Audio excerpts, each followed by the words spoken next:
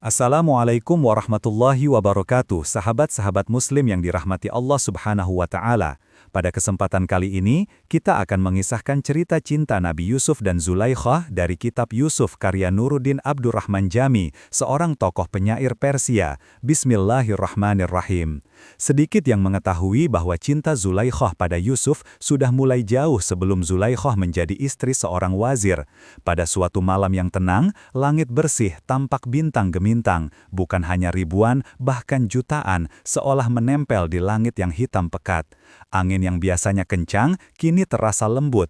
Ketenangan malam seolah mempesona ketumbuhan untuk tidak menggoyangkan dedaunannya. Sang putri Zulaikhah tidur di peraduan dengan nyenyaknya, seolah kabut yang berwarna-warni hadir dalam mimpinya. Dan di tengah-tengah keindahan alam mimpi yang tak terlukiskan tersebut, sosok pemuda yang agung dan mempesona hadir di tengah-tengah taman. Sungguh keindahan alam mimpi yang sebelumnya, keindahan warna-warni yang sebelumnya mempesona, kini seolah tenggelam di telan pesona wajah agung nan rupawan si pemuda. Sang putri yang menyaksikan itu merasa dadanya berguncang hebat. Hati dia jatuh cinta pada sang pemuda. Duhai, siapakah dia? Bangun dari tidurnya, Zulaikhah termanggu-manggu. Hangat sinar mentari sudah terlanjur merasuk di hati. Cinta pada sang pemuda dalam mimpi sudah menelusup masuk ke pori-pori. Duhai, siapakah kini yang dapat membawa dia ke hadapanku? Engkaukah angin yang sanggup menyampaikan rasa cintaku padanya? Atau engkaukah air yang dapat mengalirkan anggur cintanya kepadaku? Atau engkaukah bumi yang dapat mempertemukanku dengan sang pujaan hati? Api telah membakar seluruh isi hatiku. Malam-malam kini dilaluinya dengan memohon agar ia dipertemukan dengan sang pemuda pujaan dalam mimpinya. Satu waktu, kembali mimpi membawa sang pemuda ke hadapannya. Siapakah engkau Tuan yang telah menyita seluruh perhatianku, yang telah menghabiskan siang dan malamku untuk mengingatmu? Siapakah engkau? Sang pemuda itu menjawab, aku Wazir Agung dari Mesir. Begitu bangun, Zulaikhah berupaya dengan segala cara agar ia dipertemukan dengan Wazir Agung Mesir. Ia berkata pada ayahandanya agar ia dikawinkan dengan Wazir Agung Mesir. Sang ayah terdiam dan kemudian ia ingin menjajaki sampai di mana keinginan anaknya terhadap Wazir Agung Mesir. Maka, suatu hari, diundanglah sang wazir. Dari balik pintu, Zulaikhah mengintip dengan dada berdegup kencang. Diakah orang yang telah merampok Fatiku? Begitu dilihatnya wajah sang wazir, alangkah kecewanya Zulaikhah. Ternyata dia bukanlah orang yang ia harapkan. Dia bukanlah orang yang hadir di dalam mimpinya. Tiba-tiba, ia mendengar sebuah suara melalui wazir. Inilah engkau akan bertemu pujaan hatimu. Zulaikhah yang sudah lemah lunglai, hampir putus harapan, kini kembali bersemangat. Api harapan dan hangatnya pertemuan yang diinginkan dengan sang pujaan mengalami proses ujian. Ia tetap melangsungkan pernikahannya dengan Wazir Agung. Keanehan terjadi pada Zulaikhah dan Wazir Agung. Mereka tak bisa sebagaimana layaknya suami istri. Allah telah menjaga harum melati dan menjaga mawar tetap berseri. Sang wazir menerima apa adanya, takdir yang terjadi demikian. Lama, tak ada mimpi sang pujaan sama sekali. Ingin sekali ia menyebut-nyebut nama sang pemuda, tapi ia tak tahu siapa namanya. Hanya bayang-bayang sang pemuda yang tak lepas dari angan-angannya. Siang malam, dihabiskan mengingat orang yang dicintainya. Sampai satu waktu, mimpi menghantarkan sang pujaan lagi ke hadapannya. Zulaikhah bertanya, siapakah Tuhan yang memiliki wajah separuh manusia dunia? Siapakah nama Tuhan? Si pemuda itu tersenyum, tersenyumnya menghidupkan tetumbuhan yang mati di sekelilingnya, menyegarkan yang layu, menyembuhkan hewan-hewan yang sakit. Aku, Yusuf, pun terbangun dari tidurnya. Kini bayang Yusuf telah bertambah dengan bibir Zulaikhah yang terus menggumamkan nama Yusuf. Yusuf, Yusuf. Apa saja yang berbau nama Yusuf akan didatanginya, sambil berharap ia adalah pujaan hatinya. Satu waktu terdengar kabar, ada seorang budak yang bernama Yusuf di pasar. Bergegas ia mengajak dayang-dayangnya ke sana dengan tandu yang dipanggul oleh budak-budaknya. Diiringi oleh dayang-dayangnya, Zulaikhah datang di pasar. Budak itu diintipnya dari tirai tanduknya yang berwarna kuning muda. Zulaikhah pun berkata, Tuhan, dia yang ada dalam mimpiku. Pelayan, beli budak itu di pasar, berapapun harganya, beli, jangan sampai kedahuluan oleh orang lain. Kalau perlu, katakan pada mereka, istri Wazir Agung Mesir yang membeli budaknya dengan harga yang mahal, emas, perak, dan berlian. Sejak saat itu, Yusuf menjadi budak wazir dan istrinya. Zulaikhah menyuruh budak-budak yang lainnya melayani Yusuf, memberinya pakaian yang indah bagi seorang budak, dan memberinya makan makanan yang biasa dimakan oleh wazir. Para budak iri, tapi terpendam dalam hati. Mulai hari itu, Zulaikhah mencari jalan agar dapat menarik perhatian Yusuf dengan lembah lembut dalam pembicaraan, dengan memberi Yusuf pakaian yang indah-indah, dengan memberinya minuman yang menyenangkan. Bukannya Yusuf yang meladeni Zulaikhah, budak terhadap majikannya. Malaikat Zulaikhah yang melayani Yusuf, budak terhadap majikannya. Segala cara untuk menggoda sudah dipakai, tapi Yusuf tidak bergeming. Yusuf tidak menunjukkan cintanya, melainkan hanya menunjukkan hormat dari seorang budak kepada majikannya. Zulaikhah bebas melakukan apa saja, sebab sang wazir hampir tidak pernah berada di rumah. Suatu ketika, diajaklah Yusuf berjalan menuju lorong-lorong kamar, masuk kamar, keluar kamar, masuk kamar lagi, keluar kamar yang lainnya. Sampai kamar yang terakhir, sudah ada 12 pintu yang mereka lewati. Tanpa sepengetahuan Yusuf, seluruh pintu kamar itu dikunci oleh Zulaikhah, dan kuncinya disimpan diam-diam di kamar yang terakhir itu. Jauh dari orang lain, jauh dari keramanan apapun, Zulaikhah sudah tak dapat menahan kerinduannya pada Yusuf yang sudah terpendam selama bertahun-tahun. Ia mendekat pada Yusuf, tapi Yusuf menghindar. Demikian selanjutnya, Zulaikhah mendekati Yusuf, Yusuf menghindar lagi dengan agak ketakutan. Sampai satu waktu, ketakutan Yusuf memuncak ketika Zulaikhah mendesaknya. Ia tak mau menjatuhkan dirinya ke lembah nista. Yusuf membalikkan punggungnya. Ia berlari menuju pintu kamar itu. Zulaikhah tak mau Yusuf pergi dari kamar itu. Ia mencoba menahannya dengan menarik tubuh Yusuf yang terpegang. Adalah baju Yusuf, robeklah baju berbarengan dengan Yusuf lari keluar. Seolah Tuhan sendiri yang membuka pintu-pintu itu. Setiap kali Yusuf berhadapan dengan pintu-pintu yang terkunci, setiap kali pula pintu-pintu itu terbuka dengan sendirinya. Aib kejadian itu terbongkarlah sudah. Orang-orang umum mencemooh Zulaikhah. Zulaikhah hanya diam, sebab orang lain tak merasakan apa yang dirasakannya. Sekian tahun, Zulaikhah hanya tertunduk, sebab orang lain tak tahu bagaimana rindunya tertahan. Bertahun-tahun, beberapa hari kemudian, ia mengundang seluruh gadis-gadis yang mencemoohnya. Zulaikhah mendandan Yusuf bak seorang raja. Setelah semua gadis-gadis itu diberi apel dan sebuah pisau untuk mengirisnya, Yusuf diperintah untuk berjalan melewati mereka.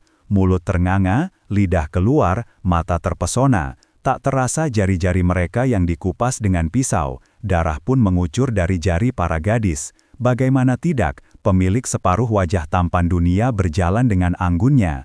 Mereka pun berteriak, "Tertahan, itu bukan manusia. Siapakah pemilik wajah malaikat itu?" Zulaikhah tersenyum. Para gadis itu telah tahu bahwa sungguh satu hal yang wajar bila Zulaikhah terpikat dengan Yusuf. Berita tentang kejadian itu dan kejadian Yusuf terdengar juga ke telinga wazir.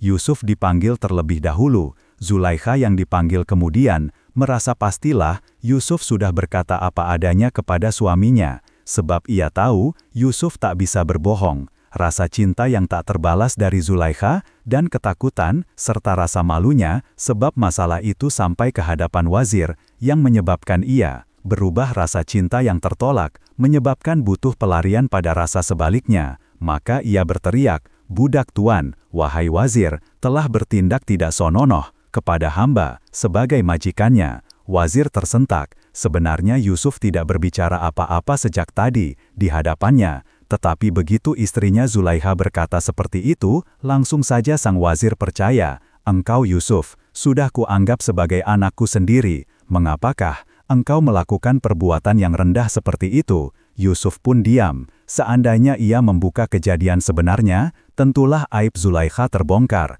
Dan itu juga aib sang wazir. Yusuf memilih diam. "Pengawal, jebloskan budak ini ke dalam tahanan," teriak sang wazir. Bergegas, beberapa pengawal berlari dan menyeret Yusuf untuk dijebloskan ke penjara. Zulaikhah tersenyum. Ada rasa senang dalam hatinya, sebab bisa menutupi aibnya. Ada rasa senang dalam hatinya, sebab sudah bisa mempermainkan Yusuf yang telah menolak keinginannya. Ada rasa senang dalam hatinya, sebab ia telah dapat mempengaruhi sang wazir untuk memenuhi keinginannya. Pelampiasan tertolaknya cinta dalam dirinya, Yusuf pun masuk ke penjara di bawah tanah, dalam penjara batu yang ditutupi jeruji-jeruji besi, tembok batu yang lembab, tanah alas yang berlumut, dan sebuah dipan dari kayu besi yang kotor. Malam pun tiba. Yusuf asyik bertafakur tentang kebesaran Tuhannya, dan bertafakur tentang kejadian-kejadian yang selama ini menimpanya. Maka teringatlah ia perjalanan hidupnya selama ini, ketika kelahirannya menyebabkan saudara-saudaranya kurang mendapatkan perhatian dari sang ayah, ketika kelebihan-kelebihan ada pada dirinya, ketika ketampanan yang tak pernah dimiliki siapapun, ia bawa mulai lahir. Dan ketika satu waktu ia bermimpi, disebutkan dalam sebuah kisah, bahwa di kerajaan Mesir tinggallah seorang putri yang cantik jelita, kaya raya, pandai, dan keturunan tinggi, dari raja-raja zaman dahulu. Rambutnya bak mahkota yang cemerlang kilau kemilau hambutnya, yang kehitaman, matanya bersinar cerah bak mentari pagi yang baru bangun dari tidurnya. Keindahan tubuhnya dan kecerdasan akal pikirannya, menjadikan kesempurnaan di dalam dirinya. Beberapa banyak pangeran-pangeran dan pemuka yang melamarnya, tak ada satu pun yang singgah di hatinya. Setiap sang putri berjalan keluar, maka bencana pun menjelang. Mata-mata laki-laki yang tergerak alami untuk melihatnya, dan mata-mata wanita yang terpanas sebab kekagumannya. Beberapa tidak kuat untuk melihat, sebab rindu dan cintanya yang menggebu, tapi tak ada satu pun yang singgah di hatinya. Berita tentang keelokan Yusuf pun terdengar olehnya. Makin hari makin santer, dan seolah beduk yang ditabuh. Setiap hari, degup jantung bayi semakin kencang ketika nama Yusuf dikumandangkan. Keinginannya tak dapat ditahan lagi. Kini ia mengepak dan membereskan harta kekayaannya untuk dimasukkan ke dalam peti-peti, dan berangkatlah ia untuk melihat sendiri sang budak, dan kalau mungkin membelinya. Yusuf, tunggulah kedatanganku. Dengan kesulitan yang cukup dan perjalanan yang melelahkan, Bazigot dapat bertemu dengan Yusuf sendiri. Bazigot tersentak, matanya terbelalak, lidahnya keluar, dunia seolah berputar. Ia tidak sanggup bertemu wajah tampan sang Yusuf, ia pun pingsan. Beberapa lama berlalu, ketika angin semilir menerpa wajahnya, dan ia bangkit dari siumannya, nafasnya yang semula memburuk, kini sudah teratur. Perlahan ia menata kata-kata, Yusuf, siapakah yang telah melukis dirimu? Keagungan mahakarya ada padamu. Siapakah gerangan yang menciptakan kening cemerlang dan wajah bersinar ini? Siapakah yang mengadakan wujud malaikat ini? Tak akan ada yang sanggup untuk tidak jatuh cinta kepadamu. Yusuf pun menjawab, aku adalah hasil karya agung Sang Mahadia. Dia tidak tidur, dan dia tidak mengantuk. Aku hanyalah setitik dari tinta pena kolam Sang Maha, yang tidak beranak dan tidak dipeneka. Aku hanyalah pantulan bayang-bayang keindahannya. Jagat raya, alam semesta dan isinya ini hanyalah pantulan dari cahaya dirinya. Hanyalah setetes air dari lautan rahasia penanya, tersembunyi di balik tirai rahasia keindahannya, tersembunyi di balik tirai kegelapan dan tirai cahaya yang terang cemerlang, terhindar dari ketidaksempurnaan dari atom dunia. Ia melemparkan cermin pada masing-masingnya, dan dia membiarkan bayangan dari wajahnya, dan bagi mata yang terbuka, setiap keindahan hanyalah bayangan dari wajahnya. Kesanalah semua cinta dan kesanalah semua cinta. Mulailah segera menuju kepada sumbernya. Kalau engkau mencintai apa yang tampak, itu hanyalah pantulan dari wajahnya. Bila engkau menghendaki keabadian, kesanalah arahnya. Dan bila engkau menghendaki ketulusan, berpalinglah dari yang lainnya. Mengapakah engkau rendahkan dirimu untuk sesuatu yang fana? Mengapakah engkau rendahkan dirimu untuk mencintai sesuatu yang hanya bayangannya? Seolah matahari membuka alam pikirannya, seolah sang mentari turun ke dalam hati Bazigot, ia kini telah tahu kemana cintanya harus dituju. Nafsu jasmani pada Yusuf yang tadi menggebu, kini hilang. Lenyap, yang ada hanya kerinduan yang tulus untuk memulai berjalan menuju sumber keindahan Yusuf. Terima kasihku pada pertemuan ini, terima kasih kepada sumber segala sumber cahaya. Dan jika setiap diri di dalam tubuhku, jika setiap sel dalam diriku berucap terima kasih, itu tidak cukup untuk mengganti apa yang telah kamu beritakan kepadaku ini. Kemudian Bagio mengucapkan selamat tinggal kepada Yusuf. Ia kembali ke rumahnya di Mesir, anak yatim dan fakir miskin dikumpulkannya, dibagikannya seluruh harta kekayaannya, dan berbekal baju yang sederhana serta tasbih, ia mulai melakukan perjalanan menuju Tuhannya, sumber segala sumber keindahan, sumber dari bayangan keindahan Sang Yusuf. Ketika satu waktu ia bermimpi, dan mimpinya itu ia ceritakan kepada sang bapak, "Bapak, aku telah bermimpi bahwa sesungguhnya matahari, bulan dan 11 bintang semua bersujud di hadapanku." Kemudian sang bapak yang paham berkata, "Simpanlah mimpimu, jangan sampai diketahui oleh saudara-saudaramu, sebab nanti mereka akan berbuat makar terhadapmu." Kemudian sang bapak melanjutkan, "Sebagaimana yang kau lihat, arti mimpimu itu ialah bahwa Tuhan hendak memilihmu, mengajarmu, menafsirkan mimpi-mimpi, dan melimpahkan karunia-Nya kepadamu dan kepada keluarga Yakub, sebagaimana yang telah dilimpahkan kepada kedua orang kakekmu, Ibrahim dan Ishak dahulu. Sesungguhnya Tuhanmu Maha Mengetahui dan bijaksana." Tembok penjara yang berlumut lembab seolah mengiringi ingatan Yusuf di kala itu. Kemudian ia teringat pengalamannya.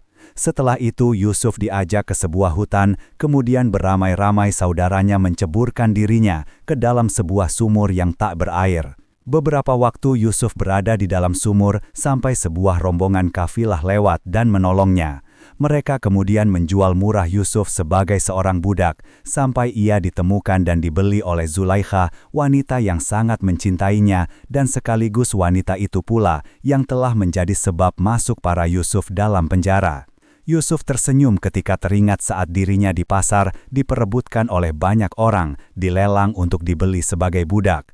Seorang wanita tua yang sangat miskin hanya memiliki segulung benang dan sebuah jarum turut serta di dalam pelelangan untuk mendapatkan Yusuf. Banyak orang berteriak dan bertanya, "Apa yang bisa kamu lakukan untuk membayarnya nenek tua?"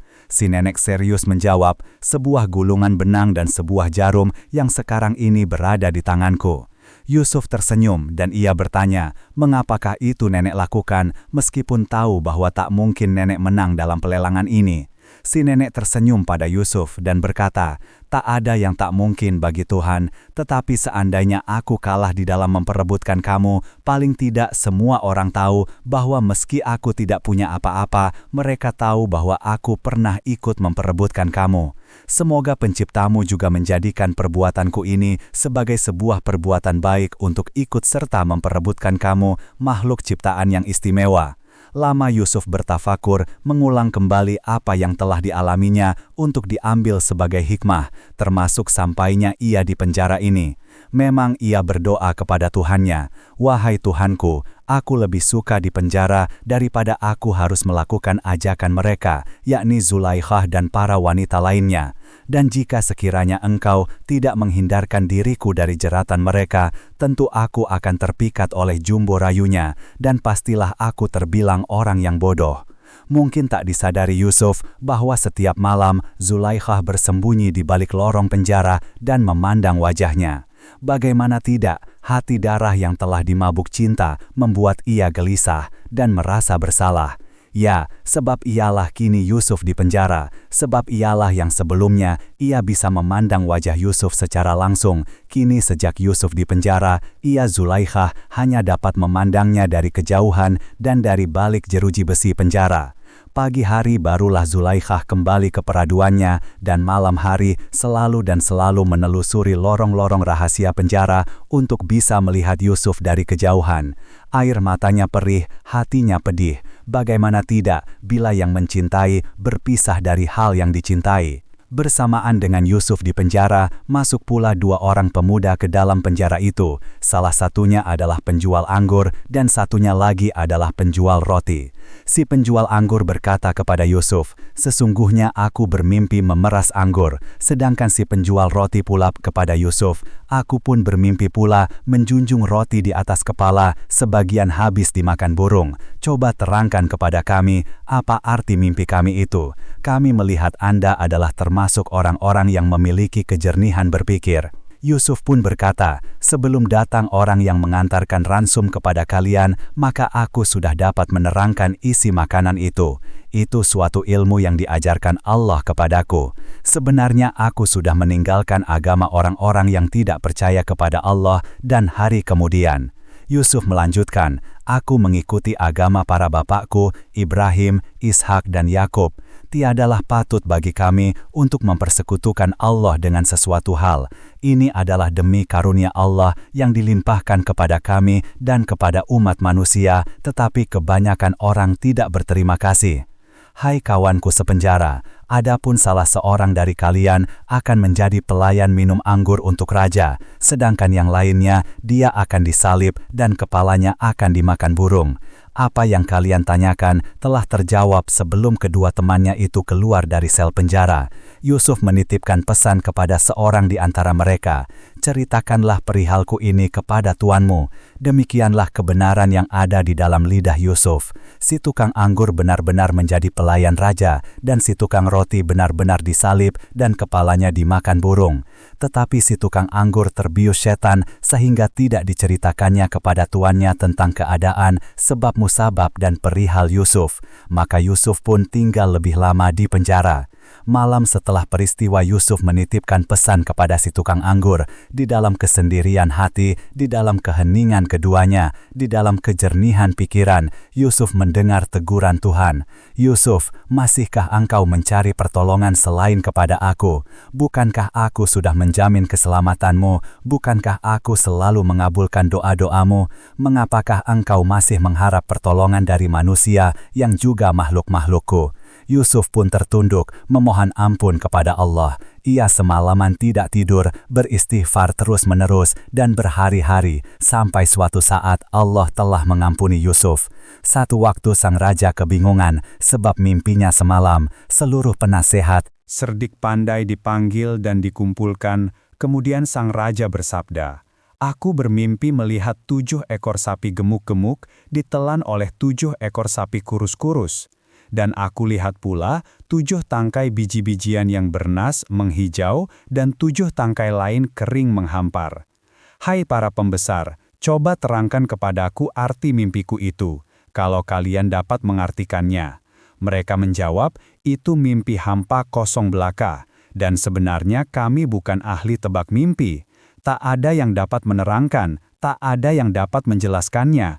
Duhai kebingungan, apakah ini kenapa? Mimpi-mimpi begitu jelas terjadi, tapi tak ada satupun yang mengerti. Tak ada satupun yang dapat memahami.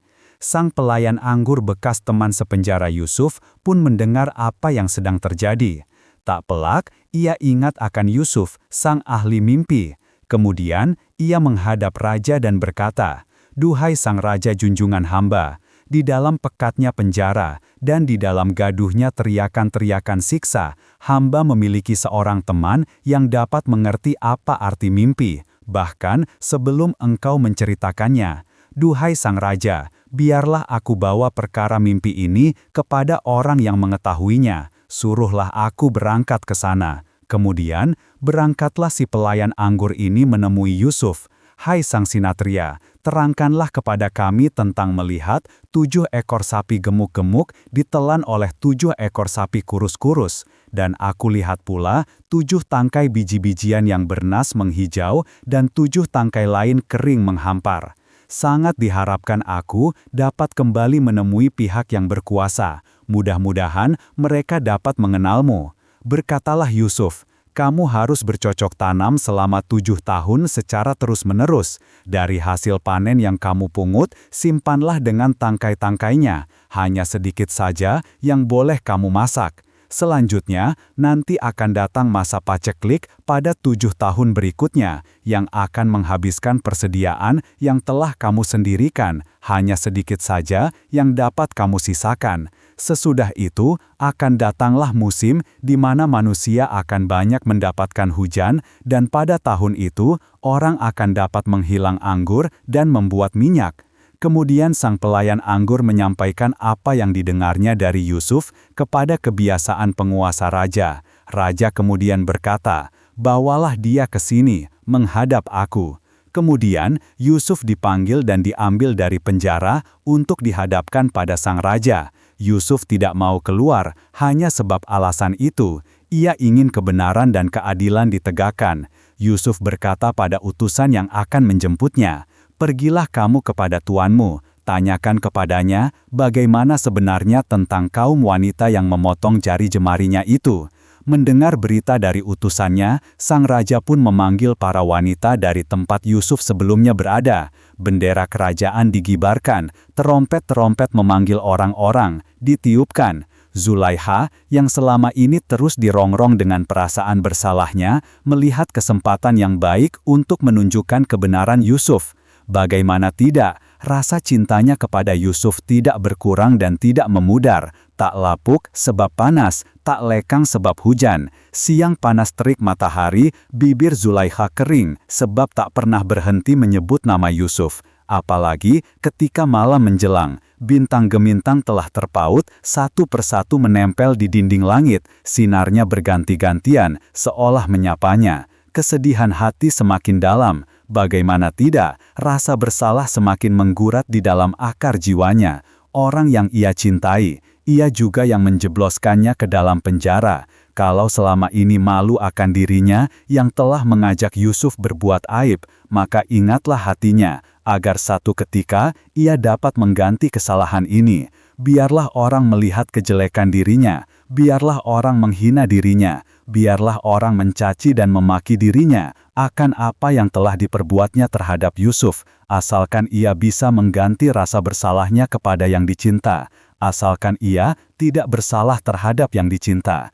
Kerinduan Yusuf adalah segalanya, kerinduan yang dicinta adalah segalanya. Ketika para wanita sudah berkumpul, wanita-wanita yang telah mengiris jarinya dan yang begitu mencintainya, yang telah menyombloskan Yusuf ke dalam penjara, Zulaiha, raja bertanya kepada mereka, "Apakah sebenarnya yang telah terjadi sampai kalian hendak mencumbu rayu Yusuf?" Mereka menjawab, "Na'udzubillah, semoga Tuhan melindungi kami. Sepanjang pengetahuan kami, sedikit pun dia tidak mungkin berbuat cabul." Raja kemudian bertanya kepada Zulaiha, "Apakah yang sebenarnya telah terjadi? Benarkah Yusuf telah memaksakan kehendaknya kepada kamu? Benarkah sang kumbang ingin hinggap dalam sari bungamu? Benarkah sang mentari ingin menghangatkan dirimu dengan sinarnya? Benarkah logam mulia akan menjerumuskan dirinya ke dalam lumpur?" Zulaiha, yang memang hendak berkata benar, tak kuat lagi menahan kata, "Dengarkanlah kalian semua. Aku yang mengalami, dan aku yang akan mengungkap kebenaran kejadian waktu itu." Sampai baju Yusuf robek, Zulaiha terdiam menahan perasaannya yang menyesak di dada, berguling-guling mendesak, seolah ingin keluar bersamaan dari dalam dadanya. Perasaan yang bertahun-tahun tertahan, ya, kebenaran akan peristiwa itu. Semua terdiam, penonton terdiam, raja pun tak berani bersuara. Para gadis-gadis menahan nafasnya, tegang, seolah bendungan jebol, seolah mega yang tak lagi menahan air hujan. Zulaiha setengah berteriak dengan menangis berkata, "Akulah yang mencumbu rayu dia, tetapi dia tidak mau melayani aku, dan dialah yang berada di pihak yang benar." Kemudian Zulaiha tertunduk lesu. Ia menangis, sesungguhnya tangan kiri mengusap air mata yang keluar, berisak-isak, sebab malu, bercampur sedih, bercampur dengan kerinduannya kepada Yusuf yang sangat. Dan di antara isak tangisnya, dengan terbata-bata, ia berkata, "Aku mencintai Yusuf sejak aku bertemu ia dalam mimpiku, jauh sebelum aku menikah dengan sang wazir, yang kini telah tiada. Hari-hari yang kulalui dengan kerinduan kepadanya, siang kuharapkan bayangnya, malam kuharapkan datangnya mimpi-mimpi itu." Ia tenggelam dalam tangisnya. Setelah sedikit, Zulaiha dapat menekan perasaannya, ia kembali berkata, "Demikianlah kejadian ini, kuceritakan dengan sebenarnya, agar engkau Yusuf, tahu bahwa aku tidak berkhianat lagi kepadamu. Bertahun-tahun selama engkau di penjara, rasa bersalah menjadi bebanku setiap siang dan setiap malam." Zulaiha mengatakannya tidak berani menatap mata Yusuf, hanya melirik. Dengan ujung matanya saja, bohonglah cintaku, sebab sudah dipenuhi hawa nafsu. Aku telah sengaja menjerumuskan engkau ke dalam penjara. Sementara sejak saat itu, hatiku makin tersiksa. Hatiku perih, tubuhku sering gemetar menahan kerinduan kepadamu. Maafkanlah aku, Yusuf, maafkanlah aku. air mata Zulaikha yang semakin deras berderai. Zulaikha membalikkan tubuhnya dan berlari keluar dari ruangan itu. Tak ada seorang pun yang menghalanginya. Tak ada. Semuanya seolah terhipnotis. Semua terpana. Kejadiannya seolah terjadi begitu cepat.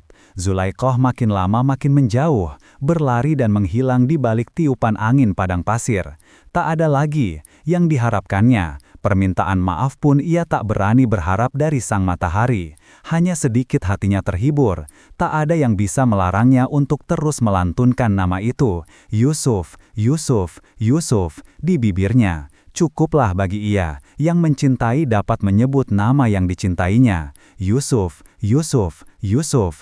Angin padang pasir yang bertiup semilir, menggerakkan debu-debu pasir yang panas, mengiringi langkah Zulaikha. Engkau hendak kemana Zulaikha? Seolah bertanya begitu, tapi langkah kaki yang gontai dari makhluk yang tenggelam dalam cinta, tak memperdulikan semuanya lagi. Sayup-sayup terdengar suara bersama deru angin. Yusuf, Yusuf, Yusuf. Setelah semua peristiwa itu, Raja bersabda, "Bawalah Yusuf kepadaku, sebab aku akan mengangkatnya menjadi satu-satunya pembantu pribadiku."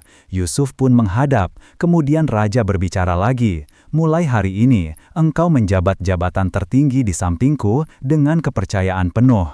Yusuf pun tidak menjawab, ia hanya diam saja dan berpikir. Kemudian Raja bertanya, "Apa yang engkau pikirkan wahai matahari negeri ini?" Yusuf menjawab, "Angkatlah aku menjadi Menteri Perbendaharaan Negara. Aku sangat cermat, dan aku dapat mengendalikannya." Tidak berpikir panjang lagi, sang raja mengangguk, sebab ia tahu, hanya Yusuflah yang tahu perkiraan apa yang akan terjadi pada negeri Mesir. Dan sang raja yakin tentunya. Yusuf pun tahu bagaimana menyelesaikan masalah-masalah yang akan terjadi itu. Demikianlah, Allah memberikan kedudukan kuat kepada Yusuf di negeri Mesir, sampai ia menempati kedudukan tertinggi, berkuasa penuh, menjalankan kebijaksanaannya di mana dan bila mana saja. Allah melimpahkan rahmat kepada yang dikehendakinya. Yusuf mulai menjalankan tugasnya sebagai Menteri Perbendaharaan Negara. Yusuf menjalankan pembukuan yang ketat, pemasukan dan pengeluaran kas negara dicatat dengan teliti, diawasi, dikontrol dan dievaluasi. Manajemen langit diterapkan olehnya. Pejabat-pejabat yang korup diganti. Tikus-tikus berdasi zaman dulu dilepas dari jabatan mereka. Orang-orang yang tidak punya jiwa pengabdian dan pengorbanan diberhentikan dan diganti dengan orang-orang yang baru. Yang Mereka semuanya antri, tidak ada yang berebutan, tidak ada, padahal tidak dijaga satu askar pun. Menilik dari pakaian-pakaian yang antri, mereka sepertinya datang dari mana-mana, dengan wajah yang kuyu sebab belum makan. Mereka antri untuk mengharapkan mendapatkan jatah dari sang menteri Mesir. Ada pula beberapa orang yang membawa barang dagangannya, seperti mereka untuk dapat ditukar dengan bahan makanan. Hari menjelang sore, panasnya matahari sudah hampir tak terasa lagi. Angin yang siang hari agak kencang, kini berubah sudah menjadi semilir. Ketika antrian sudah sampai kepada mereka, mereka pun memasuki ruang kerja Yusuf. Yusuf mengenali mereka, tapi mereka tidak mengenalinya. Setelah Yusuf memberikan makanan melebihi jatahnya, ia berpesan, "Bawalah kemari saudara kalian yang seayah. Bukankah sudah kalian lihat sendiri bahwa aku menakar makanan dengan cukup dan menerima tamu dengan ramah?" Mereka berempat pun kaget. Bagaimana sang menteri tahu bahwa di rumah mereka masih ada saudara yang tertinggal? Sedikit pun tidak terlintas di pikiran mereka bahwa yang ada di depan mereka adalah Yusuf, saudara mereka. Setelah berbisik-bisik, mereka semua kagum. Jangan-jangan memang si menteri adalah seorang yang sakti mandraguna, atau si menteri adalah seorang yang waskito, tahu bahwa mereka masih mempunyai saudara. Kemudian mereka berkata, "Akan kami usahakan Tuan Menteri," kata salah seorang saudara Yusuf, meski dalam hatinya ia sebenarnya ragu bisa atau tidak. Mereka minta izin ke sang ayah untuk mengajak Bunyamin ke Mesir, sebab setelah kejadian beberapa tahun yang lalu, yaitu ketika Yusuf diajak oleh mereka ke hutan dan kemudian dilaporkan ke sang ayah bahwa Yusuf sudah mati diterkam binatang buas, sejak itu pula kesedihan sang ayah merasuk dan semakin hari kesedihan itu semakin meningkat. Mereka sebenarnya ragu-ragu, bisakah mereka mendapatkan izin dari sang ayah untuk mengajak Bunyamin? Apakah sang ayah masih mempercayai mereka? Sejak kejadian Yusuf seolah memecah lamunan, ketika sang menteri berkata lagi, "Awas, bila kalian tidak membawanya kemari, maka kalian tidak akan mendapatkan jatah lagi dariku, bahkan mendekati Mesir ini saja jangan." Mereka menjawab, "Kami akan mengupayakan dengan sungguh-sungguh agar ayah dapat melepasnya kemari, dan pesan itu benar-benar akan kami laksanakan." Pegawainya Yusuf berkata, "Masukkan kembali barang dagangan mereka ke dalam karungnya. Jangan sampai mereka tahu, agar begitu mereka berada di tengah-tengah keluarganya, agar mereka mengenal budi baik kita. Mudah-mudahan mereka kembali lagi kemari." Sambil Yusuf menghilang nafas, berharap datangnya Bunyamin, saudara seayah seibu yang sangat dirindukannya. Rombongan saudara-saudara Yusuf bergerak pulang ke Kanaan, antara senang bercampur bingung, antara bahagia bercampur gelisah. Bagaimana tidak, meski mereka telah mendapatkan bahan makanan yang cukup untuk beberapa waktu, seandainya mereka butuh makanan lagi, maka mereka mesti mengajak Bunyamin. Apakah Nabi Yakub, sang ayah, akan mengizinkan Bunyamin diajak serta nantinya? Demur angin padang pasir sedikit berguling-guling, menerbangkan pasir-pasir kecil ke arah wajah rombongan kafilah itu. Perlahan demi perlahan, mereka memasuki kota Kanaan. Tatkala mereka sudah bertemu kembali dengan ayahnya Nabi Yakub, mereka pun menceritakan semua apa yang terjadi di Mesir, bagaimana mereka harus antri, bagaimana situasi kotanya, dan tak lupa mereka pun menceritakan bagaimana kebaikan sang menteri Mesir kepada mereka dan kepada tamu-tamu yang datang, serta bagaimana sang menteri mau untuk bersusah payah ikut serta membagi-bagikan makanan pada orang-orang yang ada di sana.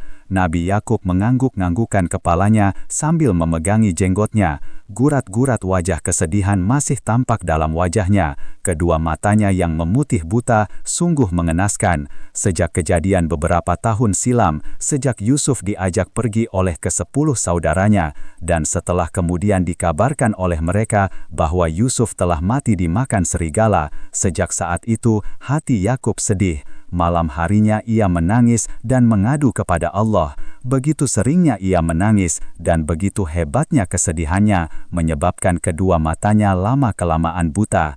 Kemudian mereka berkata sambil berhati-hati, takut akan datangnya kemarahan sang ayah, "Wahai ayah kami tidak akan mendapatkan jatah pangan lagi. Andai kata saat kami datang ke sana lagi, kami tidak mengajak Bunyamin. Karena itu, izinkanlah saudara kami itu untuk pergi bersama dengan kami, agar kami mendapatkan jatah makanan lagi, dan kami berjanji akan sungguh-sungguh menjaganya." Nabi Yakub pun menjawab, "Sekarang aku tak mungkin akan mempercayakan Bunyamin kepada kalian, yang hanya akan berakibat seperti dahulu, di mana aku telah mempercayakan Yusuf saudara kalian. Aku hanya akan mempercayakannya kepada Allah, pemelihara yang amat baik, lagi pula Dia Maha Penyayang di antara semua yang penyayang." Ketika mereka membuka barang-barang muatannya, serta-merta mereka menemukan barang-barang dagangannya yang dipulangkan kembali kepada mereka. Mereka berkata kepada ayahnya, "Wahai ayah kami, kebaikan macam apa lagi yang akan kita cari? Begitu pemurahnya menteri itu, lihat ini, barang-barang kita dikembalikan lagi kepada kita. Kami akan memberi makanan yang cukup kepada keluarga kita. Kami akan menjaga saudara kami dengan sebaik-baiknya, dan kami akan mendapatkan tambahan jatah pangan seberat beban seekor onta. Jatah sebesar itu tentulah tidak seberapa bagi menteri Mesir yang pemurah." Nabi Yakub sebagai seorang nabi, beliau paham bagaimana seorang menteri sebuah kerajaan besar memberikan perhatian yang begitu istimewa pada 10 anaknya itu. Jatah makanan ditambah, diminta secara khusus mengajak Bunyamin, serta menteri turun langsung membagi-bagikan jatah pangan. Sang menteri berbuat baik, sangat baik kepada para tamunya. Siapa di zaman sekarang yang memiliki akhlak seperti itu? Dengan dada yang sedikit berdebar agak kencang sebab bahagia, Nabi Yakub bertenang diri sebentar, dan tahulah ia bahwa Yusuflah sang menteri itu.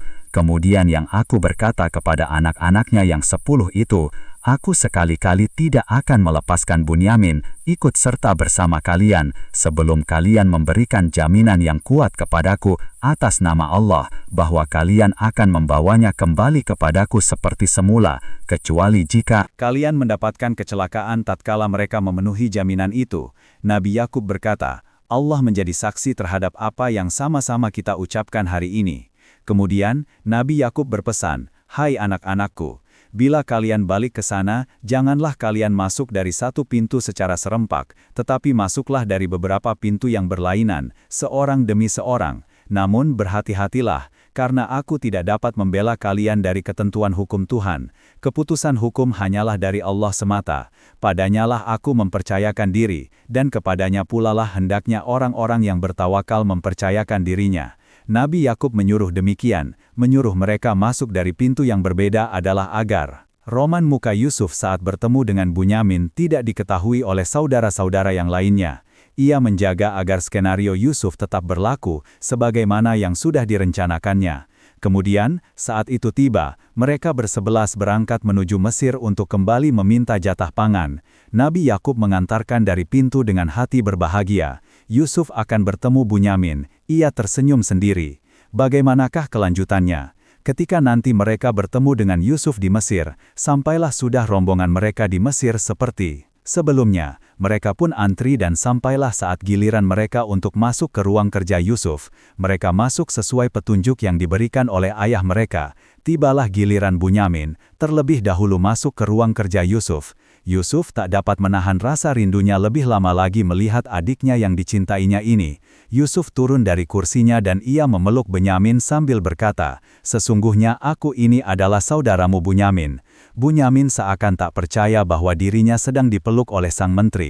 Lama ia terbengong-bengong. Kemudian, setelah Yusuf melepaskan pelukannya, Bunyamin memperhatikan dengan seksama wajah rupawan yang ada di depannya. Barulah ia mengetahui bahwa memang Yusuflah yang ada di depannya. Ia pun ganti memeluk dan kini tangisnya berderai, "Yusuf, Yusuf, saudaraku yang kurindukan siang dan malam." Yusuf pun tak kuasa menahan linangan air matanya. Bagaimana tidak, setelah semua kejadian-kejadian yang telah dialaminya, mulai ia dijurumuskan saudara-saudaranya dalam sumur, sampai ia bertemu dengan Zulaiha. "Zulaiha, di manakah ia kini?" Tiba-tiba ia teringat kepada Zulaiha, wanita yang sangat mencintainya. "Yusuf," suara Bunyamin memecahkan bayangan Yusuf terhadap Zulaiha. "Bagaimanakah ceritanya?" Yusuf mengangguk dan berkata, "Nanti akan aku ceritakan kepada dagu semuanya. Sekarang aku akan menerima saudara-saudara kita yang lainnya." Kemudian, Yusuf menerima saudara-saudaranya dan memberikan mereka bahan pangan yang melebihi jatahnya. Yusuf menjalankan rencananya. Ia memasukkan sebuah piala ke dalam kalung saudaranya. Setelah dianggap selesai di situ, rombongan saudara-saudara Yusuf pun bergerak, akan meninggalkan tempat itu. Tiba-tiba, terdengar teriakan lantang dari para penakar pangan yang merasa kehilangan pialanya. "Hai, kafilah, kalian telah mencuri sesuatu dari kami." Mereka pun menghentikan langkah mendengar teriakan itu, dan berbalik tanya pada orang yang berteriak, "Apakah barang kalian ada yang hilang?" Para penakar menjawab tegas, "Kami kehilangan piala kerajaan. Siapa yang dapat mengembalikannya akan diberi gandum sebuah onta, dan aku yang menjaminnya." Saudara-saudara Yusuf menjawab, "Demi Allah, kalian sendiri mengetahui bahwa kami datang bukan untuk berbuat onar di kawasan ini, dan kami ini benar-benar tidak mencurinya." Para penakar berkata lagi, "Apa hukumannya kalau kalian berdusta?" Mereka menjawab dengan tegas, "Hukumannya ialah, barang siapa yang di karungnya ditemukan barang yang hilang, maka pribadinya sendirilah yang menanggung hukumnya. Dia akan menjadi budak bagi pemilik barang yang dicuri selama 1 tahun. Demikianlah syariat kami, memutuskan hukuman terhadap pelaku pencurian." Lalu Yusuf pun mulai memeriksa karung-karung mereka, 10 saudaranya itu, sebelum ia memeriksa karung Bunyamin adiknya. Setelah karung-karung milik 10 saudaranya diperiksa, tidak ada, barulah ia memeriksa karung milik adiknya. Kemudian, ia mengeluarkan piala kerajaan itu dari karung adiknya. Demikianlah Allah mengilhami siasat bijaksana kepada Yusuf. Sebagian saudara Yusuf berkata, "Jika Bunyamin mencuri, itu wajar, sebab saudaranya dahulu pernah juga mencuri." Yusuf menyembunyikan perasaan tersinggung atas ucapan ini.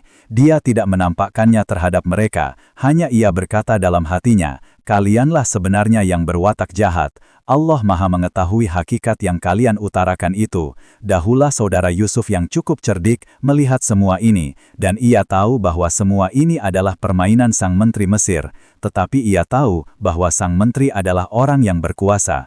Kalau ia membuka siasat ini, tidak menutup kemungkinan malah mereka semua akan mengalami kesulitan. Ia berkata kepada Yusuf, "Wahai Panduka yang mulia, dia, Bunyamin, saudara saya mempunyai ayah yang sudah sangat tua, karena itu ambil saja saya sebagai gantinya. Menurut pandangan kami, Tuan adalah orang yang bernalar baik." Yahuda mengorbankan dirinya demi agar Bunyamin dibebaskan, dan sang ayah tidak lagi sedih hati. Tetapi Yusuf mengambil keputusan yang tetap. Dia berkata, "Aku berlindung kepada Allah daripada menahan seseorang kecuali kalau memang ditemukan barang-barang kami padanya. Kalau kami bertindak lain dari itu, niscaya kami terbilang orang-orang zalim." Yahuda menahan amarahnya pada sang menteri. Ia sudah hendak berteriak dengan auman singa yang dimilikinya. Sudah lama ia tidak memakai auman singa ini untuk hal-hal yang terjadi. Auman singa ini adalah kelebihan dari Yahuda, yang diperolehnya dari beberapa doa yang diajarkan oleh Nabi Yakub ayahnya. Sebab ia termasuk orang yang cukup sabar. Dampak dari auman singa ini sangatlah dahsyat. Jika saja ia benar-benar jadi berteriak di dalam ruangan itu, dapat dipastikan seluruh orang yang ada di dalam ruangan itu yang dikehendakinya untuk mati, akan mati. Yusuf sang menteri melihat gelagat ini dengan bergegas. Ia mendatangi Yusuf dan mengelus belakang punggungnya dengan tangan kanannya. Sungguh aneh, amanah yang tadi sudah ada di dalam dada, tiba-tiba seolah dialiri aliran sejuk dan dingin dari tangan Yusuf. Ia sadar sekarang, ini sedang berhadapan dengan siapa, dan ia tidak mau mengganggu rencana Yusuf. Ia dulu adalah salah satu dari orang yang sebenarnya tidak setuju atas perbuatan saudara-saudaranya pada Yusuf, dan ia pun hilaf di waktu itu. Kini rasa penyesalan yang telah lama dipendamnya, sekali lagi juga dipendam demi terlaksananya rencana Yusuf. Kemudian ia pun mohon diri bersama-sama 9 saudaranya yang lainnya. Yahuda pun mohon diri daripada Yusuf untuk menceritakan masalah ini kepada ayah mereka. Sekilas, Yusuf melihat 9 saudaranya yang lain sedang diliputi emosi yang tinggi. Ya mereka semua telah berjanji kepada Yakub untuk menjaga keselamatan Bunyamin. Kini mereka justru harus meninggalkan Bunyamin. Sebelum rombongan bergerak meninggalkan kota kerajaan Mesir, mereka berunding sejenak, membicarakan apa yang akan mereka lakukan. Yang sulung di antara mereka berkata, "Tidakkah kalian ingat bahwa dari kita telah diambil sumpah atas nama Allah oleh ayah kita untuk menjaga Bunyamin? Lagi pula, sebelum peristiwa ini, kalian telah menyia-nyiakan Yusuf. Karena itu, aku tidak akan meninggalkan kawasan ini sampai ayahku memberikan izin kembali, atau Allah memberikan keputusan lain kepadaku. Dia adalah hakim yang sebaik-baiknya." Semua saudaranya mashum bahwa saudara mereka yang sulung ini, Ruben, akan melakukan perbuatan yang nekat demi terbebasnya Bunyamin dari tangan menteri Mesir. Dan mereka pun paham kalau cuma 1000 tentara saja tak akan mampu menahan laju saudara sulung mereka. Begitulah, masing-masing anak-anak dari Nabi Yakub memang memiliki keistimewaan sebagai putra seorang Nabi Allah. 9 saudara Yusuf termasuk Yahuda bergerak meninggalkan Mesir dan kembali ke Kanan, sedangkan saudara yang sulung berjalan sendiri menuju istana Yusuf. Apapun yang terjadi akan merebut kembali Bunyamin dari tangan sang menteri. Putra sulung Yakub dengan langkah tegap berjalan menuju kota kerajaan Mesir. Ia sudah siap untuk mati. Siapapun yang menghalanginya akan diterabasnya. Tak peduli 10 orang, 100 orang, maupun 1000 orang. Kalau perlu, demi menyelamatkan Bunyamin, ia akan melakukan apapun juga. Bagaimana jika sang menteri turun tangan? Tak peduli, sang menteri pun jika menghalangi, akan kubabat juga. Begitu gumam si sulung. Baru mau masuk gerbang kota, di depan gerbang kota berdiri seseorang yang semula tidak menarik perhatiannya, sebab pakaiannya yang biasa layaknya rakyat jelata. Hanya saja setelah agak dekat, barulah ia kaget melihat bahwa orang tersebut adalah sang menteri sendiri. Sang menteri Mesir yang memang sudah tahu gelagat dan sudah tahu apa yang bakalan terjadi ini, ternyata telah mencegat si sulung di gerbang kota. Belum sempat si suling berbicara apa-apa, tangan sang menteri sudah mengusap punggungnya dan sambil tersenyum, ia mempersilahkan kepada si sulung untuk mau istirahat di kerajaannya. "Silahkan Tuan, istirahat di kerajaan Mesir. Kerajaan ini selalu terbuka bagi keluarga Tuan," kata Yusuf. Entah aneh apa yang sebenarnya terjadi, emosi sulung yang tadi sudah ada di dalam dada tiba-tiba seolah diguyur air dingin. Sejuk, dingin, segar, dan hilang sama sekali keinginannya untuk mengobrak-abrik Mesir sirna sudah. Ia pun kini sadar siapa sebenarnya sang menteri Mesir itu. Tak perlu menjawab, ia hanya mengikuti langkah kaki sang menteri masuk ke dalam kota kerajaan dan beristirahat di dalam kerajaan Mesir. Sementara itu, saudara-saudara Yusuf yang lain yang kembali ke Kanan telah bertemu dengan ayahnya Yakub. Salah satunya berkata, "Wahai ayah, kami anak bumbunya telah mencuri, dan itu kami saksikan sendiri. Bunyamin telah mencuri piala kerajaan Mesir." Yang lain menimpali, "Kalau ayah kurang percaya, tanyakanlah kepada penduduk negeri Mesir di mana kami telah mengambil pangan, dan tanyakanlah kepada kafilah yang sama-sama berangkat bersama kami. Percayalah kami sungguh-sungguh." Dan bersikap jujur. Nabi Yakub menjawab, "Bohong itu hanya pengelabuhan atas perbuatan kalian." Kemudian setelah Nabi Yakub mereda, ia berkata, "Semoga Allah memulangkan mereka semuanya kepadaku. Sesungguhnya dialah yang maha mengetahui dan bijaksana." Kemudian Nabi Yakub menyingkir dari mereka dan berkata, "Aduhai, alangkah susahnya aku karena kehilangan Yusuf." Tampak kedua mata Nabi Yakub putih buta, mengidap duka cita.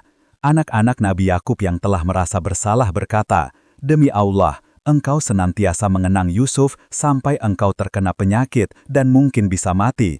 Nabi Yakub menjawab, "Aku akan mengadukan kebertahanan dan kesedihanku hanya kepada Allah, bukan kepada kalian. Dan dari Allah, aku mengetahui sesuatu yang tidak kalian ketahui." Anak-anak Nabi Yakub ini makin menyesal, bukan hanya merasa bersalah, melainkan penyesalan yang sangat sekarang terjadi dalam dada mereka masing-masing. Pertama, sebab pendamaan rasa bersalah yang sudah berpuluh tahun menumpuk, sejak perbuatan mereka ke Yusuf, hanya sebab kecemburuan mereka kepadanya. Dan yang sekarang, mereka sungguh-sungguh menyesalkan kejadian Bunyamin yang sudah diserahkan tanggung jawabnya kepada mereka. Beberapa orang di antara saudara-saudara Yusuf tak dapat menahan tangisnya, sebagian lagi menahannya di dada. Mata mereka memerah dan pukulan penyesalan begitu hebat melanda hati mereka. Seandainya saja Allah memberikan kesempatan yang kedua kepada kami, tentulah kami tidak akan pernah berlaku seperti ini lagi. Kami akan meminta maaf kepada Yusuf, kami akan minta maaf ke Bunyamin, dan sekarang kami minta maaf kepadamu, wahai ayah, Yakub, desah mereka. Di selatan Nabi Yakub yang hatinya memang dipenuhi kasih sayang, telah melihat dengan sebenarnya penyesalan dan rasa sedih mereka, dan ia pun merasakan bahwa sebagian dari mereka mulai jatuh pada titik mendekati keputusan dari rahmat Tuhannya, putus asaan, sebab ketidakberdayaannya menghadapi masalah yang berat ini. Ayahnya sudah tua, buta, Yusuf hilang, dan kini ditambah persoalan Bunyamin ditangkap oleh penguasa Mesir. Kemudian Nabi Yakub dari kejauhan berkata dengan lembut, "Hai anak-anakku, pergilah sekarang kalian kembali ke Mesir dan carilah berita tentang Yusuf dan saudaranya, Bunyamin lagi. Lagi pula kalian jangan berputus asa dari rahmat Allah. Tidak ada yang berputus asa dari rahmat Allah kecuali orang-orang yang kafir." Saudara-saudara Yusuf kini bangkit lagi, secercah harapan disandangnya atas perintah Nabi Yakub ayah mereka. Kini mereka berangkat ke Mesir dengan sedikit harapan. Ya, mereka tidak akan berputus asa. Semoga kesempatan kedua diberikan Tuhan kepada mereka untuk berbuat baik. Mereka pun melupakan kesal dan capeknya telah dan sulitnya perjalanan menuju Mesir. Setelah barang-barang yang dibawa dari Mesir diturunkan di Kanan, tanpa saja Beristirahat lagi, mereka kembali melakukan perjalanan ke Mesir. Singkat cerita, mereka sampailah ke Mesir. Mereka agak sedikit heran, mengapakah tidak tampak tanda-tanda adanya kakak sulung mereka? Mengapakah tidak ramai dibicarakan pertempuran yang seru antara kakak mereka dengan para tentara? Sampailah mereka masuk ke dalam ruangan sang menteri. Sebagaimana biasanya, setelah antri seolah meminta jatah, tangan, sampai di hadapan sang menteri, dengan masih ada sedikit emosi, mereka memandang sang menteri dengan tajam dan berkata, "Wahai Paduka yang mulia, kami dan keluarga kami telah ditimpa malapetaka, kelaparan." Lalu mereka terdiam sejenak, menahan emosi pada sang menteri. Kemudian mereka melanjutkan, Sedang kami hanya membawa barang dagangan yang berharga murah, namun beri jualah kami jatah tangan secukupnya, kelebihannya bersedekahlah kepada kami. Yang dimaksud bersedekah adalah agar supaya Bunyamin dilepaskan. Kemudian mereka melanjutkan, sesungguhnya Allah memberikan balasan berganda terhadap orang-orang yang bersedekah, kata mereka sambil menahan emosi di dada. Nabi Yusuf pun tersenyum, kemudian bertanya, apakah kalian ingat apa yang telah kalian perbuat beberapa tahun yang lalu kepada saudara kalian yang bernama Yusuf, dan belum lama ini juga terhadap saudaranya Bunyamin pada waktu itu? Kalian tidak menyadari apa akibatnya. Mereka terperanjat dan sangat kaget, dari mana sang menteri ini tahu akan peristiwa bertahun-tahun silam, padahal sudah lebih dari 14 tahun, ataukah jangan-jangan kemudian salah seorang dari mereka bertanya, apakah engkau ini Yusuf? Ya, akulah Yusuf, dan yang ini adalah saudaraku, Bunyamin, kata Yusuf sambil menggandeng masuk Benyamin. Di depan mereka, Yusuf melanjutkan berkata, Allah telah memberikan karunia kepada kami. Sebenarnya siapa yang bertakwa dan tabah, tentu Allah tidak menyia-nyiakan pahala orang yang berbuat kebaikan. Mereka, saudara-saudara Yusuf berkata, demi Allah, sungguh Allah telah memberikan karunia kepadamu, kelebihan-kelebihan atas kami, dan kami benar-benar bersalah. Atas kejadian yang lalu-lalu, ampunilah kami. Beberapa saudara Yusuf tak kuat menahan perasaan harunnya, air mengalir menetes membasahi pipi, rasa syukur atas pertemuan ini, rasa syukur bahwa Bunyamin tak kurang suatu apa, dan rasa penyesalan yang sangat atas apa yang dulu telah dilakukannya kepada Yusuf. Sirnalah semua emosi yang membara, sirnalah semua dendam, sirnalah semua pendalaman masa lalu pada diri saudara-saudara Yusuf. Bagi Yusuf, tak ada perbedaan, sebab di dalam dada Yusuf tak pernah ada dendam. Di dalam jiwa Yusuf tak pernah ada benci kepada saudara-saudaranya, tetapi kini mengalir perasaan bahagia sebab Allah telah memenuhi janjinya untuk mempertemukan Yusuf kembali dengan keluarganya. Yusuf kemudian berkata, hari ini kalian bebas dari segala macam tuntutan, semoga Allah mengampuni kalian, Dia Maha Penyayang di antara semua yang penyayang. Kemudian ia melanjutkan, sekarang, baliklah kalian dengan membawa jubahku ini. Begitu kalian bertemu dengan ayah, tutupkanlah jubahku ini pada wajah beliau. Insya Allah, mata beliau akan dapat melihat kembali. Sesudah itu bawalah seluruh keluarga kemari. Pada saat anak-anak Nabi Yakub itu melewati perbatasan wilayah Mesir, ayah mereka yang tinggal di Kanaan berkata kepada cucu-cucunya, aku merasa mencium bau Yusuf. Kalau kalian tidak menganggapku orang tua yang bodoh, tentu kalian membenarkan perkataanku. Mereka berkata, demi Allah, rupanya engkau masih saja berlamunan kosong seperti dahulu. Rombongan anak-anak Nabi Yakub pun sampailah di Kanaan. Mereka menceritakan semua kejadian kepada ayahnya, dan jubah Yusuf pun ditutupkan pada wajah Yakub. Inilah Yakub dapat melihat kembali. Lalu, ia berkata, bukankah telah kukatakan kepada kalian bahwa aku mengetahui dari Allah apa yang tidak kalian ketahui? Mereka yang ada di situ mengangguk-ngangguk, kemudian mereka berkata, wahai ayah kami, mohonkanlah ampunan untuk kami, berkenaan dengan dosa-dosa kami ini, kami benar orang-orang yang bersalah. Nabi Yakub dengan bijaksana menjawab, nanti akan kumohonkan ampunan Tuhanku untuk kalian, Dialah yang Maha Pengampun dan Penyayang. Setelah melakukan persiapan, mereka berangkatlah rombongan saudara-saudara Yusuf dan Yakub ayahnya, serta ibunya Yusuf. Yusuf harap-harap cemas, kerinduan akan pertemuan dengan seluruh keluarganya, kerinduan kepada ayahnya, kerinduan kepada ibunya, dan kerinduan berkumpulnya kembali satu keluarga yang dinanti-nanti. Akhirnya datang juga. Tatkala mereka memasuki istana, Yusuf pun bergegas menyongsor dan merangkul ayah bundanya, seraya berkata, datang ke negeri Mesir, semoga selamat sejahtera dari Allah atasmu sekalian. Yusuf menuntun kedua orang tuanya yang sudah tua ke atas hingga sana, lalu mereka semua meniarap sujud kepada Yusuf. Setelah itu Yusuf berkata, wahai orang tuaku, inilah rahasia mimpiku yang dahulu, di mana Tuhanku telah menjadikannya peristiwa nyata. Sungguh, Dia telah mengaruniakan kebaikan padaku, ketika aku dikeluarkannya dari penjara, dan ketika Dia mendatangkan kalian semua dari pedalaman, sesudah setan merusak hubungan antara aku dengan saudara-saudaraku yang lainnya.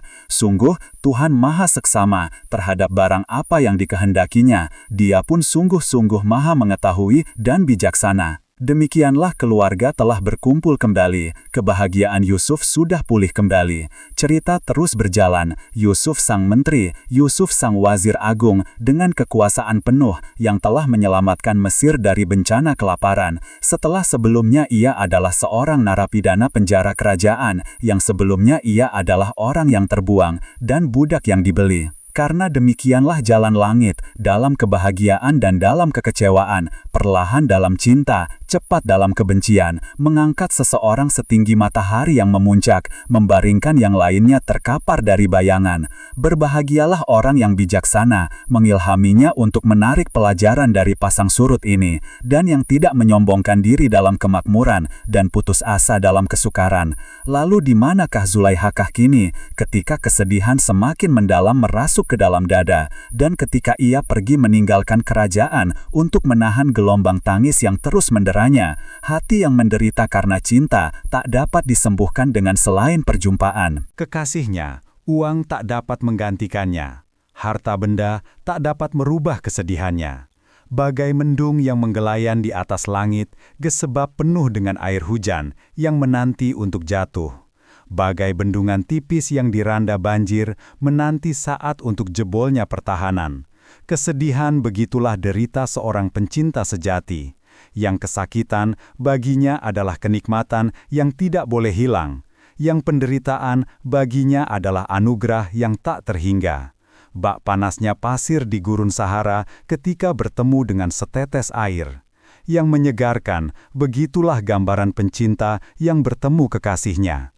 Sejak sang wazir sudah dijemput ajal, tak ada lagi kini sedikit bayangan selain bayangan Yusuf dalam hati Zulaikha. Bibirnya tak pernah putus-putus menyebut-nyebut nama kekasihnya. Yusuf, Yusuf, Yusuf. Sambil meneruskan perjalanan, akhirnya ia menemukan reruntuhan rumah batu di sudut kota. Ia tinggal di situ. Tapi bagaimana bisa tidur jika kesedihan terus menggerogoti perasaannya? Bagaimana ia akan enak makan bila perasaan rindunya serini tak tertahankan? Ia teringat ketika kebahagiaannya telah direnggutnya sendiri. Perjumpaan dengan kekasihnya yang dulu masih dapat terpenuhi sehari 100 kali. Dapatlah ia memandang wajah yang dicintainya. Tetapi apa yang telah dilakukannya? Menjobloskan kekasihnya ke dalam penjara. Meski kesempatan untuk memandang wajah kekasihnya masihlah ada. Setiap malam diselimuti oleh pekatnya malam. Ia menggendam endap menuju pintu penjara, untuk kemudian dari kejauhan memandang wajah Yusuf, sang mentari. Merintih, tak ada lagi yang kumiliki kini. Tak ada lagi, tak ada tatapan wajahmu lagi, wahai kekasih. Tak ada lagi pandangan marah atau sayangmu, wahai kekasih. Jika hartaku masih ada, akan aku berikan kepada siapapun yang membawa kabar namamu. Jika jiwaku masih tersisa, akan aku berikan untuk perjumpaan denganmu. Meski tiap pertemuan haruslah dibayar dengan jiwa. Hanya tinggal bayangmu saja yang kumiliki dalam hatiku. Bila bayangmu telah berlalu, akankah aku bertahan hidup, wahai matahariku? Dan hanya tinggal kemerdekaanku untuk selalu dapat menyebut namamu saja di kalidahku. Sudah keluh untuk menyebutmu. Akankah aku dapat menahan nafasku dari tubuhku, wahai jiwaku? Yusuf, masih dapatkah aku menahan kerinduanku ini di hari-hari nanti? Tubuhku yang kini hanya tinggal tubuh seorang petapa. Rambutku kini sudah memutih, seputih bawal di jalanan. Yusuf, Yusuf. Rintihannya menerobos dinding-dinding batu rumah tua itu, naik ke atas awan, merobek selubung mendung yang gelap pekat, terus naik sampai ke haribaan ilahi. Burung gagak menolongkupkan kepalanya, menjaga agar tak mendengar rintihan galadap itu. Bertahun-tahun sudah kesedihan itu melanda. Bertahun-tahun ia hidup dalam jiwa yang menderita, kerinduan pada kekasihnya. Tubuhnya yang dulu molek, kini tinggal kulit dan tulang saja. Wajahnya yang cantik, kini tak ubahnya seperti nenek tua. Kerut-kerut di pipi dan di bawah mata semakin meyakinkan bahwa ia adalah seseorang yang membawa beban cinta. Punggungnya yang tegak kini menunduk, beban cinta membuat tubuhnya bungkuk. Matanya menatap tanah, dayanya terserap ke bawah. Ia sering berdiri di dekat sudut jalan di mana Yusuf kata kabar sang burung sering lewat di jalan itu. Tapi sampai saat ini tak ada sedikit pun bau Yusuf yang dibawa sang angin. Sampai suatu ketika terdengarlah hiruk-pikuk rombongan kerajaan Mesir. Zulaikha pun mendengar akan huru-hara ini. Rombongan kerajaan Mesir lewat di jalan depan rumahnya. Ditumpukan massa yang ikut menyaksikan telah menutupi pandangan Zulaikha dari rombongan tersebut. Zulaikha keluar dari gubuknya sambil berharap dapat bertemu dengan kekasih hatinya. Ia duduk di tepi jalan sambil bergumam, "Yusuf, Yusuf, Yusuf." Kadang tiba-tiba ia menangis jika teringat nasibnya. Kadang-kadang ia tertawa jika ingat dapat bertemu dengan pujaan hatinya. Beberapa orang anak ingin menggodanya. "Hei, lihat, Yusuf datang, Yusuf datang. Betapa tampannya Yusuf. Ia naik kuda putih di atas pelana emas." Zulaikha menjawab, "Tidak anak nakal, tak ada gunanya kamu semua menipu aku. Ada bau Yusuf yang masuk ke dalam rongga hidungku. Tak ada getaran hati yang mengatakan kekasihku ada di antara rombongan ini. Tak ada lintasan bayangan masuk ke dalam pikiranku. Yusuf tak ada di dalam rombongan ini." Sambil membalikkan tubuhnya, Zulaikha terbongkok-bongkok berjalan, menyeret kakinya menuju gubuk buluh bambu dan reruntuhan batu. Sambil mengeluh, "Yusuf, Yusuf, derita seorang pencinta, melebihi siksa di dasar neraka. Bak luka di atas luka yang ditaburi garam, bak kulit yang menganga terkena asam pekat. Duh Yusuf, ketika pertama kali bertemu wajahmu di dalam mimpi-mimpiku, seolah kau tuangkan ramuan ke dalam belanga hatiku. Ku aduk-aduk sendiri dan ku campur dengan bumbu-bumbu harapan dan keinginan. Meski sempat ku campur dengan racun nafsu, ku beri tambahan adonan ketaatan dan kesetiaanmu. Meski sempat ku campur racun fitnah yang pahit, tapi tetap adonan itu selalu ku bakar dengan nyala api cinta yang membara. Oh Yusuf, Yusuf, Yusuf." Begitulah Zulaikha di dalam derita cinta yang berkepanjangan. Di lain hari, ketika suatu waktu rombongan kerajaan datang, anak-anak kecil kembali menggoda Zulaikha.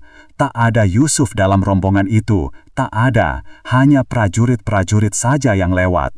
Zulaikha pun menjawab dengan dada bergetar dan bibir gemetar, "Jangan coba mengelabuhi saya dan menyembunyikan si sahabat dari saya.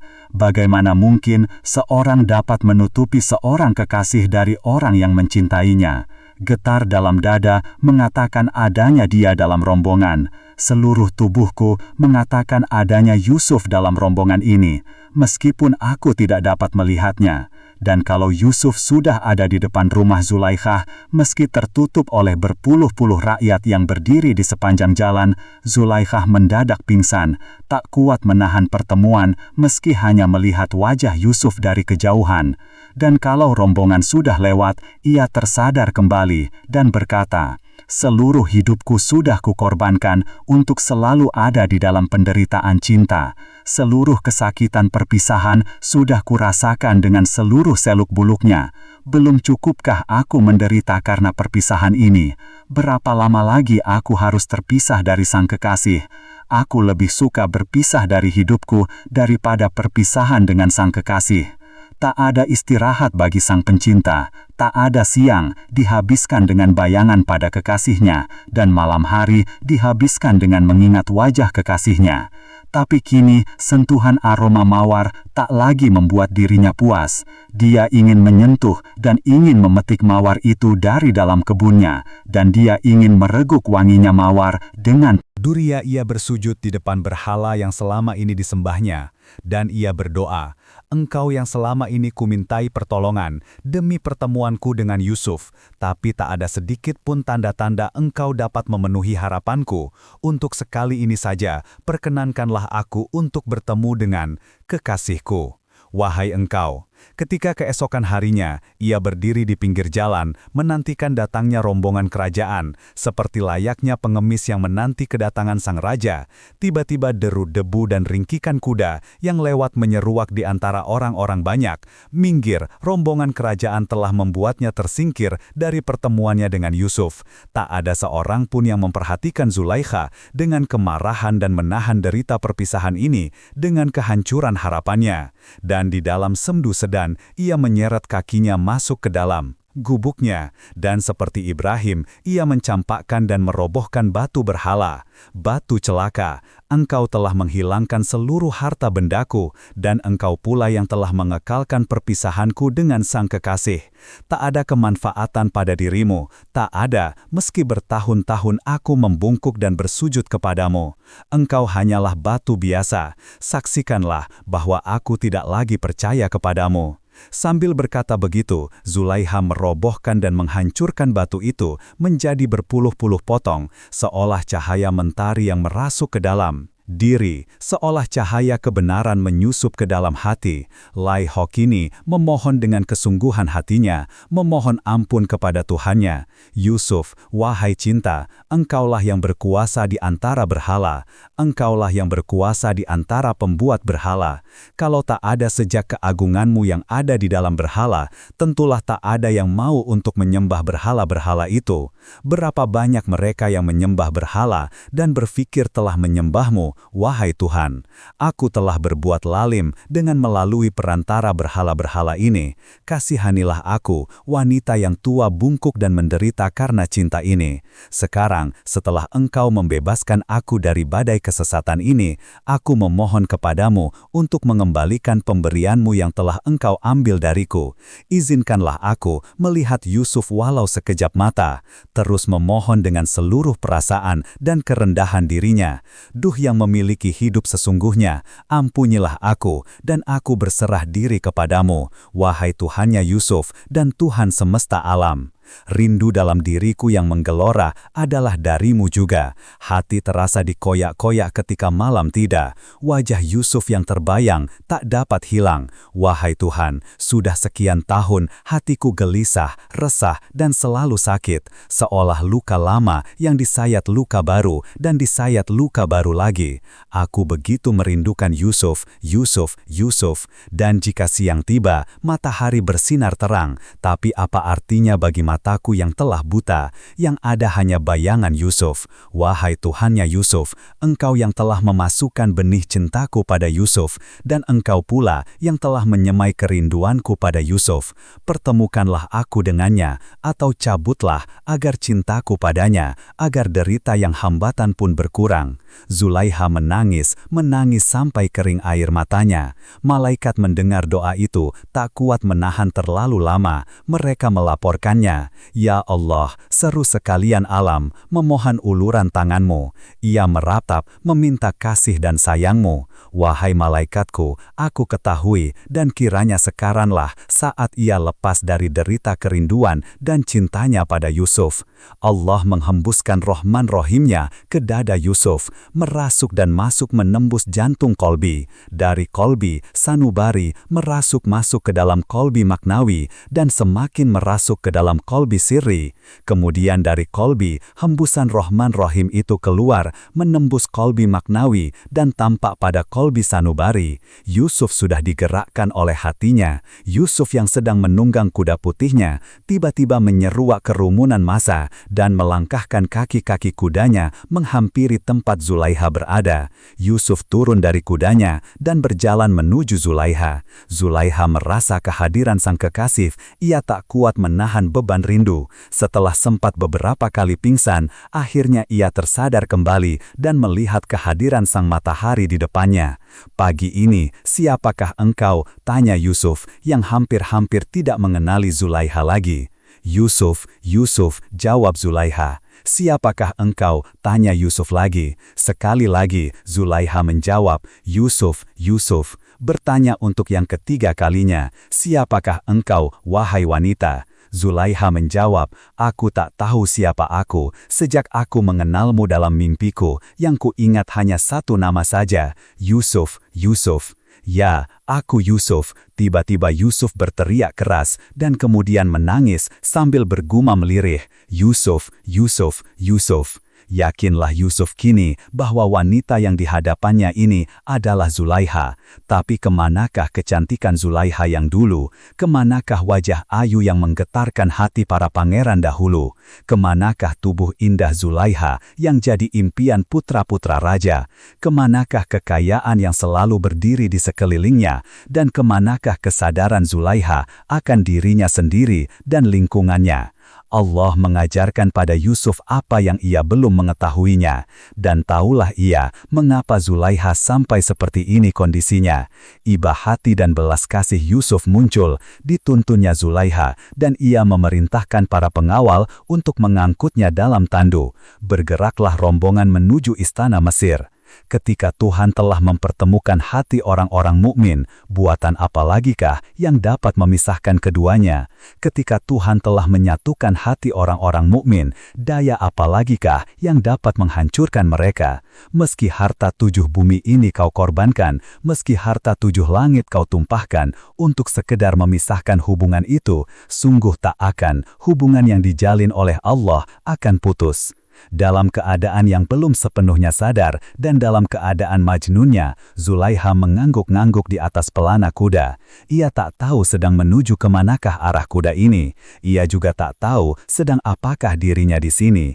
Ia tak tahu bahwa kini ia dekat dengan kekasihnya, sangat dekat dengan kekasihnya, dan ia semakin memperkencang bisikan dan sebutan nama Yusuf, Yusuf, Yusuf, Yusuf.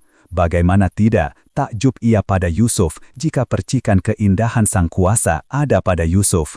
Iring-iringan rombongan Yusuf telah sampai ke istana. Yusuf turun dari kudanya dan membisikkan beberapa perintah kepada para pengawalnya. Zulaiha dituntun turun dari tandu yang membawanya. Kemudian ia dibawa masuk untuk dibersihkan para dayang-dayang dan diberi pakaian selayaknya seorang pembesar, sebagaimana Zulaiha yang dulu. Malam telah larut ketika Yusuf tertunduk dalam ibadahnya. Selesai ia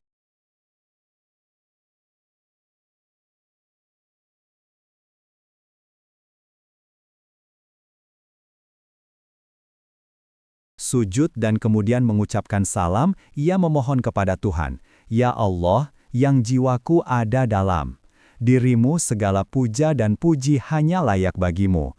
Keagungan hanya milikmu, keindahan hanya berasal darimu.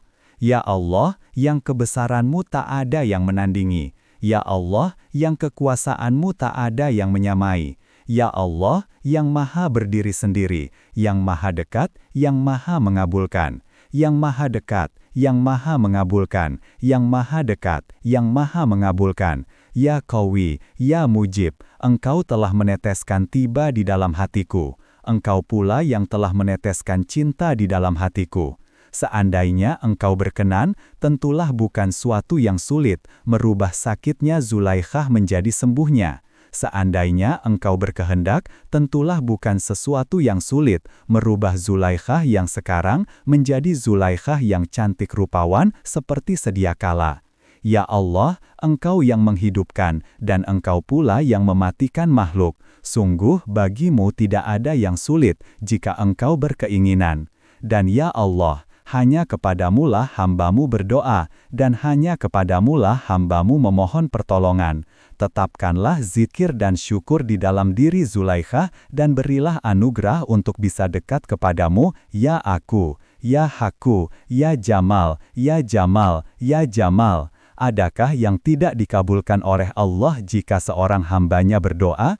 Jangankan Nabiullah seperti Yusuf, seorang hamba biasa saja, jika ia berdoa, pasti akan dikabulkan oleh Allah.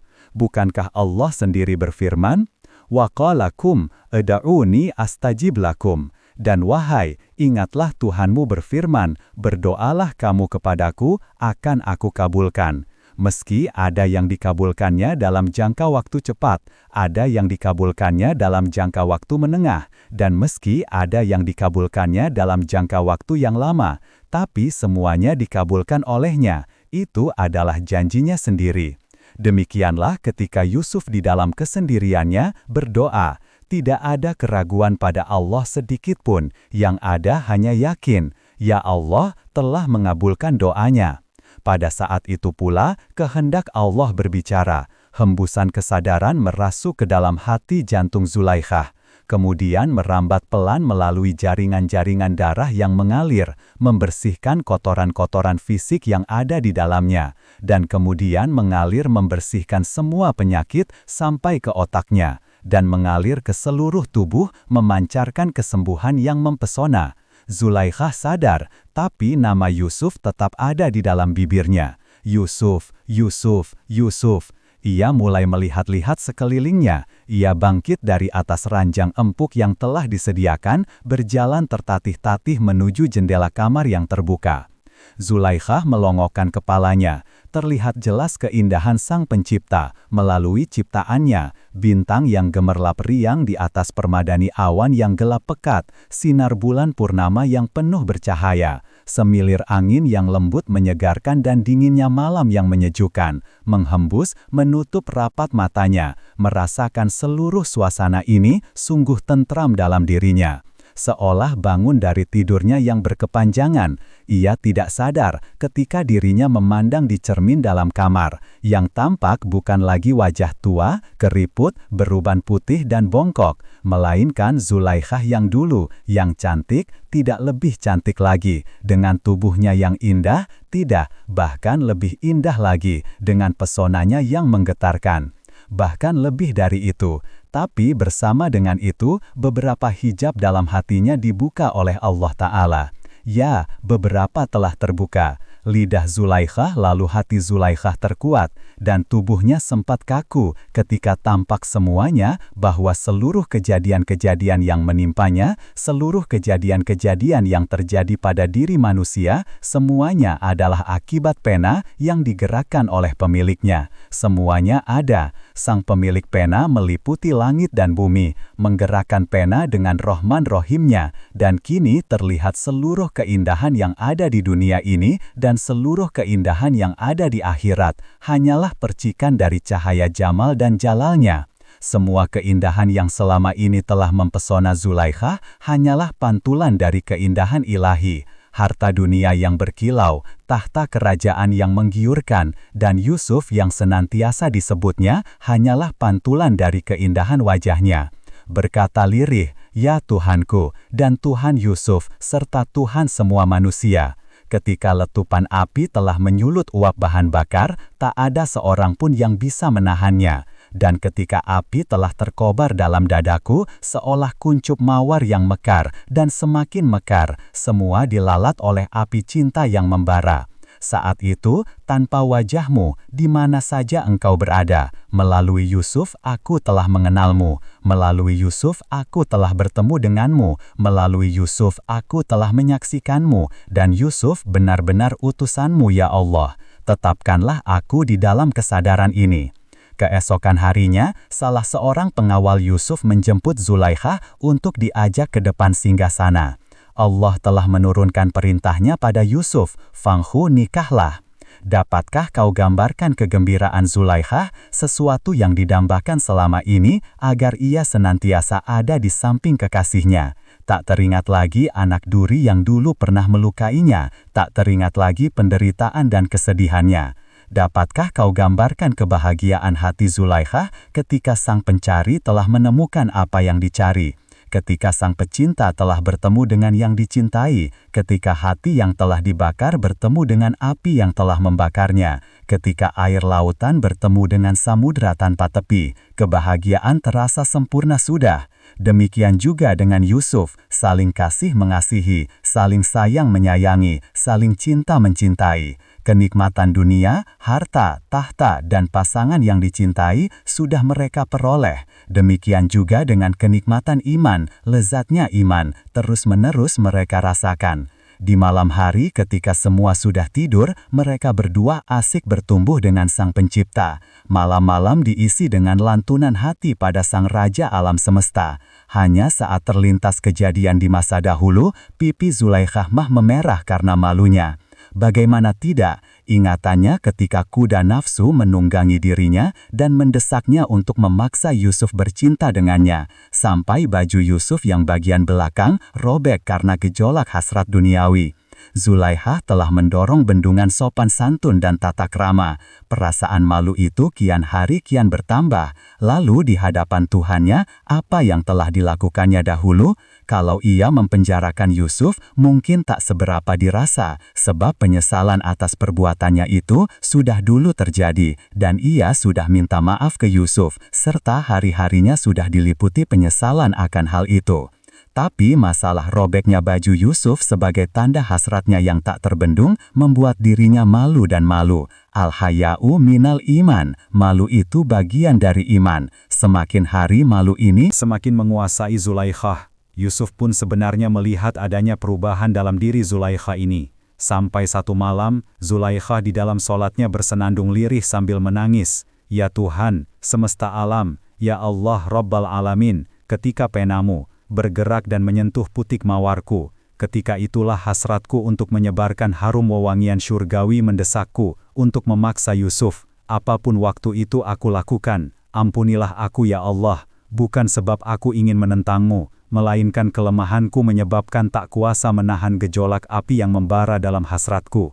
Pintu-pintu kamar kerajaan tertutup dan terkunci, kemudian kuncinya kubuang, agar Yusuf tak dapat keluar dari jeratku. Kini setelah semua itu berlalu, dan engkau menganugerahkan kepadaku akan nikmat iman dan keindahanmu, perasaan malu menggerogoti ingatanku, dan perasaan malu pula kini menggerogoti hatiku. Berilah hambamu ini pertolongan ya Allah, hanya kepadamulah hamba memohon, dan hanya kepadamulah hambamu meminta pertolongan. Zulaikha sud menempelkan dahinya pada tempat sujud sambil menangis sesengguhan. Keesokan harinya, tak ada sesuatu yang istimewa terjadi, kecuali rasa sayang Yusuf yang semakin bertambah kepada Zulaikha. Apa saja yang diinginkan tentu akan dipenuhi oleh Yusuf. Apa yang engkau kehendaki, Zulaikha, wahai mawar kebanggaanku. Zulaikha hanya menggelengkan. Malam hari dikala semua penghuni istana tidur, Zulaikha bersuci dan bersiap untuk menemui Tuhannya, bermujahadah dan bermuhajahah. Tapi sang suami Yusuf menghendaki lain. Malam itu dorongan hasrat Yusuf tak tertahankan, sementara keinginan dari Zulaikha untuk beribadah juga tak tertahankan. Terjadilah peristiwa itu. Baju Zulaikha yang belakang robek tertahan oleh tangan Yusuf, seolah terdengar iringan nyanyian syurgawi. Ketika kejadian bertahun-tahun lalu, seolah terulang kini, dengan keadaan yang berbalik. Baju Zulaikha yang kini robek. Yusuf termangu di atas peraduan, atas kejadian ini. Sementara Zulaikha berlari menuju tempat sholatnya. Setiap malam, ada sesuatu yang aneh muncul dalam dirinya. Perasaannya kini jauh semakin tenang dan senang, dan rasa malunya akan kejadian yang dulu terjadi, akan hasrat dorongan nafsu duniawinya, kini jauh berkurang dan tidak terlalu mempengaruhi pikiran dan perasaannya. Allah telah menutupi aib Zulaikha yang dulu di mata Yusuf dengan kejadian yang hampir serupa. Malam itu, kematian datangnya tak terduga. Ia adalah rahmat bagi jiwa-jiwa pencinta. Siapakah yang bisa luput dari cengkeramannya?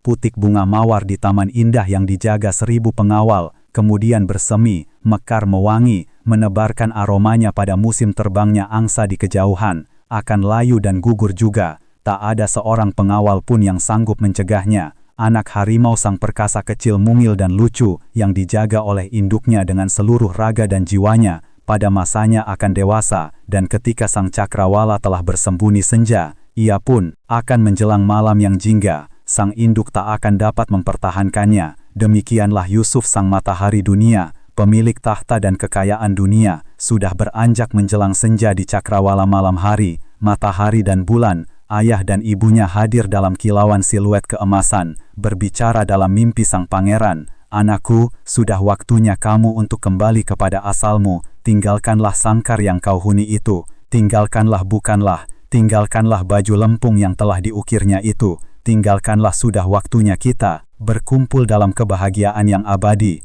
Pagi hari, burung-burung mulai berkicauan. Yusuf menceritakan apa yang menjadi mimpi pada sang istri tercinta. Sudah tiba waktunya, kata Yusuf, dan istrinya pun memahami apa yang dimaksud oleh Yusuf. Yusuf menarik diri dari kegiatan sehari-hari. Tugas sudah diserahkan ke wakilnya. Ia mulai lebih intens mempersiapkan perjalanan ke alam keabadian. Di malam-malam, ia habiskan dengan bermuhajahah dengan Tuhannya. Wahai engkau, yang telah menghinakan hamba untuk kemudian memuliakan hamba. wahai Engkau, Maha Penyantun anak yatim dan mengangkatnya ke gunung kejayaan, bebaskanlah hamba dari sangkar yang sempit ini, untuk kembali kepadamu, sibukkanlah hamba di dalam mengingatmu, dan di dalam bersyukur kepadamu. Semua hidupku dan kematianku, semua adalah terserah kepadamu. Mohonku kepadamu, jangan kau jauhkan aku dari sisimu sedetik pun, jangan kau jauhkan aku dari hadapanmu. Zulaikhah terduduk di pojok ruangan yang gelap, di bawah sinar bulan purnama.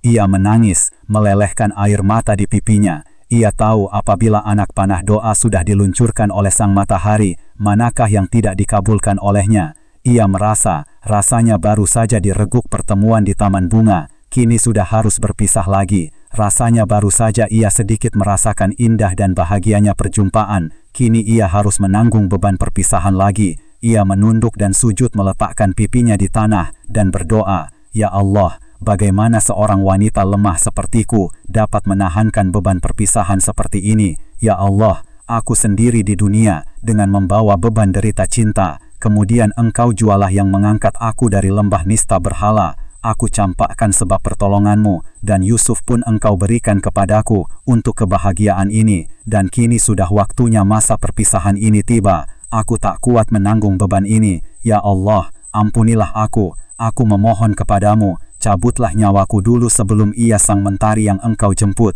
atau biarkanlah kami menghadapmu bersama-sama. Itu tentu lebih baik bagiku." Zulaikhah tertunduk dan menangis sesungguhan. Ia tahu semua kehendaknya pastilah terjadi, dan ia pun tahu, ia kini hanya bisa memohon dan berdoa kepadanya. "Tak akan aku sanggup hidup di dunia ini, tanpa melihat sejenak pun kekasihku. Tak akan adakah yang tahan dengan perpisahan seperti sebuah pohon yang telah tumbuh subur di dalam tanah, akar-akarnya yang berserabutan, masuk menyelusuk mencari relung-relung udara dalam tanah, terus ke dalam dan semakin dalam, mengikat erat dan kuat. Kemudian, dapatkah engkau bayangkan betapa sakitnya perpisahan, ketika cinta ibarat sebuah pohon yang hidup, tinggi besar, yang akarnya masuk ke dalam hati, ke dalam dan semakin dalam menelusup seperti akar pohon. Kemudian pohon cinta itu dicabut keluar, sampai semua akar-akarnya tercabut. Bagaimanakah sakitnya sebuah perpisahan, dan kini detik-detik perpisahan antara Zulaikhah dan Yusuf sudah semakin dekat.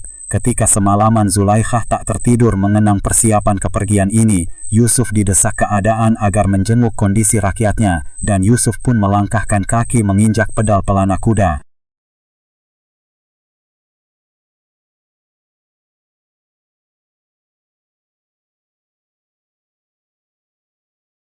Putihnya, belum lagi kaki menyentuh pedal pelana, Jibril datang dan menyampaikan kabar. "Sudah waktunya, wahai anak Adam, sudah waktunya, wahai utusan Tuhan, sudah waktunya." Ribu-ribu malaikat tampak bersiap mengantarkan sang nabi. "Apakah engkau akan berpamitan dulu kepada Zulaikhah, wahai sang mentari dunia?" tanya Jibril. Yusuf menggelengkan kepala. "Tidak. Aku tahu ia tidak akan kuat menahan beban perpisahan ini di pundaknya. Biarlah aku pergi, seperti kepergianku yang biasa." Kemudian, Jibril menghembuskan udara surga ke hidung Yusuf, dan Yusuf pun berangkat, laju peraduan menuju pertemuan dengan kekasihnya, Zulaikhah. Tersentak. Ia tahu sang kekasih sudah pergi meninggalkannya. Meski ia tak habis pikir, mengapa Yusuf tidak berpamitan. Tercerabutnya akar pohon cinta dari dalam tanah hati menyebabkan kesakitan yang sangat dalam. Dada Zulaikhah ia melengkung panjang. "Tuhan, pencipta segala keindahan, setelah derita panjang yang kulalui, dan setelah kebahagiaan yang juga telah kunikmati bersama kekasihku, kini ia telah pergi. Kemanakah raja penyantun anak yatim ini? Kemanakah yang hatinya mudah menangis melihat penderitaan di dunia ini? Kemanakah hangat mentari yang setiap harinya menyinari hati hamba? Ya Allah, cabutlah sekalian jiwa ini. Pertemukan aku dengan dirimu yang jiwa kekasihku ada di dalam dirimu. Tak ada kuat hamba menanggung beban perpisahan ini." Zulaikhah menundukkan kepala, menangis, melelehkan air mata, terurai tak karuan. Bunga mawar di taman kini layu dan daunnya berguguran. Semilir angin pandang pasir merundukkan kepalanya, menenangkan kesedihan ini. Tanah kubur. Yusuf masih basah oleh air mawar. Tanah kubur Yusuf masih hangat dengan degup jantung yang menyenangkan semua orang. Zulaikha memeluk tanah kubur Yusuf, menangis terseduh, tersengal, pingsan, dan beberapa waktu kemudian ia tersadar kembali, pingsan lagi, dan sadar silih berganti terjadi pada dirinya. Beberapa hari ia tak beranjak dari kubur kekasihnya. Pada hari ketiga sejak Yusuf dikuburkan, pengawal kerajaan yang selalu menjaga Zulaikha mencoba membangunkannya. Zulaikha ternyata telah menghembuskan nafasnya yang terakhir di pusara kekasihnya. Angin gurun pasir berputar-putar perlahan, membawa debu-debu badan pasir. Langit di atasnya tampak kelam. Deburan sungai Nil beriak-riak bergelombang. Cukuplah Hop, Taki, engkau menuliskan kisah percintaan ini, dan sudah waktunya untuk kembali berdiam diri, menutup mulut rapat-rapat, dan menggertakkan gigi sambil menahan tangis dan air mata yang masih tersisa di dalam dada. Sudah semestinya kita meneladaninya. Bagaimana seorang pecinta bercinta, bagaimana seorang pecinta kehilangan dirinya, dan bagaimana seorang pecinta melihat bahwa kemana ia menghadap, ke kanannya, ke kirinya, ke depan, ke belakang, dan bahkan ketika ia melihat dirinya, yang ada hanyalah yang dicintai. Sekian dari kami. Apabila banyak kesalahan, mohon maaf yang sebesar-besarnya. Alhamdulillah. Mencari wasol. Wassalamualaikum warahmatullahi wabarakatuh.